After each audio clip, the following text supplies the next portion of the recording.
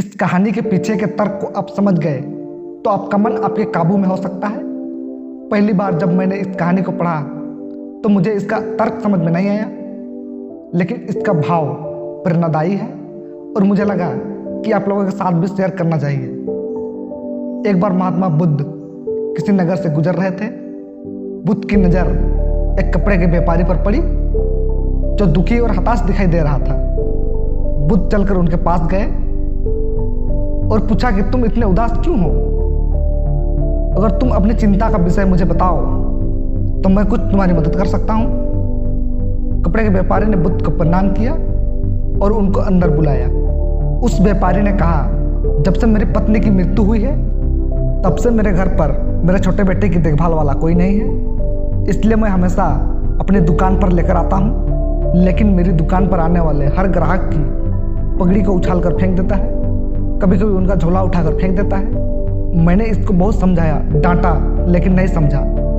इसकी इस हरकत से मेरे सारे ग्राहक खुद को अपमानित मानकर वापस चले जाते हैं। बुद्ध बोले, मैं तुम्हारी मदद कर सकता हूँ, पर तुम मुझे वचन दो, मैं जो भी करूँगा तुम उसमें दखल अंदाजी नहीं करोगे, ना ही कोई प्रश्न करोगे। व्यापारी बुद्ध को वचन दे देता है।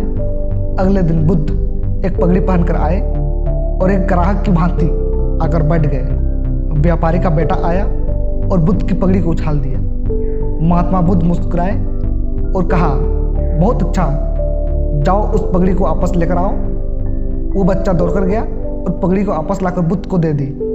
अगले दिन बुद्ध एक कुल्हाड़ी और एक लकड़ी लेकर आए। उस लड़के ने फिर से उस पगड़ी को उछाल दी। बुद्ध ने उस लड़के को कुल्हाड़ी और लकड़ी दे दी।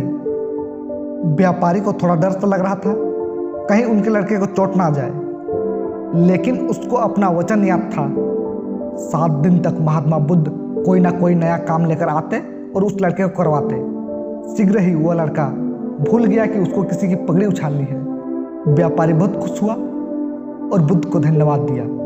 मुझे पता है कि इस कहानी का और मन के वश का कोई विशेष संबंध नहीं है, लेकिन पहले इस तर्क को तो समझ लीजिए। अगर हम मन को अपने हिसाब से काम नहीं कराएंगे तो मन अपने हिसाब से काम करेगा।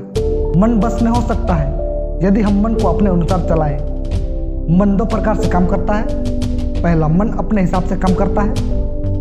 दूसरा, अगर हम चाहें तो मन को अपने हिसाब से काम करवा सकते हैं। बुद्ध से मिलने से पहले उस लड़के का मन और दिमाग अपने हिसाब अनियंत्रित रूप से काम कर रहा था, लेकिन बुद्ध ने उस लड़के को अपने अनुसार काम करवाए, जिससे उसकी आदत ही बदल गई। भगवान श्री कृष्ण ने गीता में कहा है, निसंदेह मन ठहर नहीं सकता, परंतु अभ्यास और वैराग्य से उसे बस में किया जा सकता है। इससे यह सिद्ध हो गया है कि मन को बस में करना कठिन भले ही हो, पर असंभव नहीं। मन के बारे में आदि शंकराचार्य जी ने कहा है, मन पर विजय मिलते ही मानो विश्व पर विजय मिल जाती हो।